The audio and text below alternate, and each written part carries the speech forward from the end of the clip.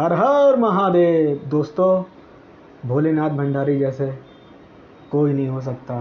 वो इतने भोले हैं कि वो अपने भक्त का दुख उनसे बर्दाश्त नहीं होता। वो अपने बारे में भी नहीं सोचते।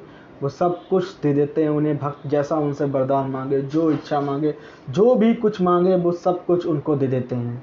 ऐसे हमारे भोले हैं। तो भोलेनाथ की एक बार फिर से हम सब लोग जय जयकार करते हैं, हर हर महादेव।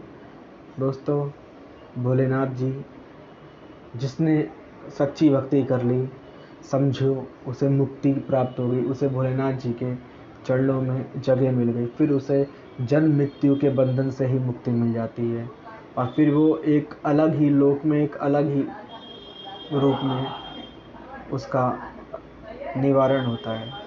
भोले की महिमा अपरंपार है और भोले की जिसने सच्चे मन से भक्ति करी, भोले बाबा इतनी जल्दी प्रसन्न हो जाते हैं कि शायद ही कोई देवी देवता होंगे जो इतनी जल्दी प्रसन्न हो जाते हैं। और वो बगैर सोचे समझे वो भक्तों के लिए सब कुछ उनको दे देते हैं। इसीलिए उनको हम सब लोग बड़े प्यार से भोले बाबा, भोलेनाथ कहते हैं। दोस्तों, मैं उनकी महिमा का वर्णन करने के लायक नहीं हूँ, पर जितना भी मैं अब तक मैंने जो महसूस किया है कि जिसने भी अगर सच्चे मन से उनको याद किया मुसीबत के टाइम में, क्योंकि इंसान मुसीबत के टाइम में ही भगवान को याद करता है, सुख में कभी याद नहीं करता। यही मनुष्य की सबसे बड़ी गलती है। अरे, अगर जब हम किसी को दुख में याद कर रहे हैं तो सुख में भी तो याद कर सकते हैं, पर नहीं, ये हमारी होती है कि हम सुख में सब भूल जाते, सिर्फ हमें हम दिखाई देते हैं और दुख में फिर हमें सब याद आते हैं, अपने यार दोस्त सब कुछ।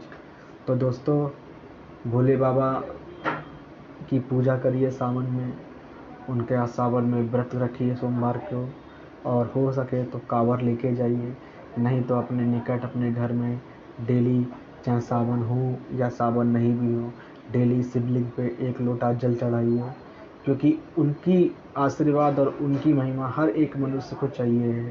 ये मनुष्य सोचता है कि हमें नहीं ज़रूरत है, पर उनकी मर्जी से के विरुद्ध एक पत्ता भी नहीं हिलता। वो कण कण में विराजमान है, वो जग जग में विराजमान है, वो सब जगह विराजमान है। दोस्तों, सावन भी आपको पता होगा क्यों मनाया जाता है।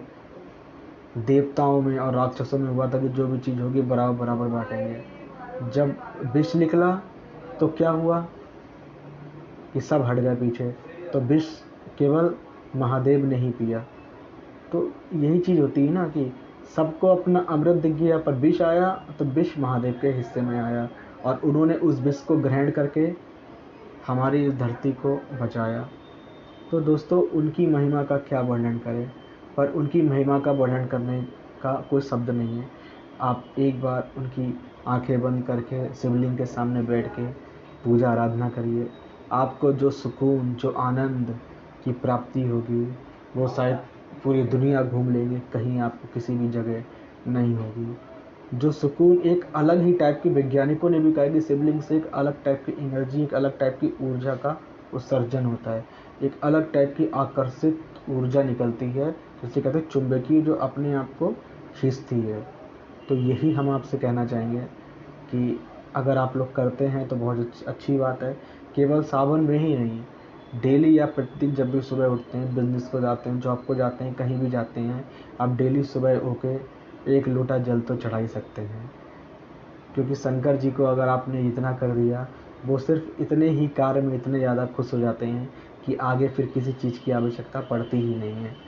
तो बस यही आप लोगों से हम कहना चाहते हैं कि भोले भंडारी की शरण में रहिए, उनकी पूजा करिए, क्योंकि उनकी जिसने पूजा करी उसके सारे पाप सब कट जाते हैं। वो मृत्यु को भी हरा सकते हैं, क्योंकि वो मृत्यु के देवता होते हैं। यमराज भी भोलेनाथ के भक्त के पास नहीं टिकते।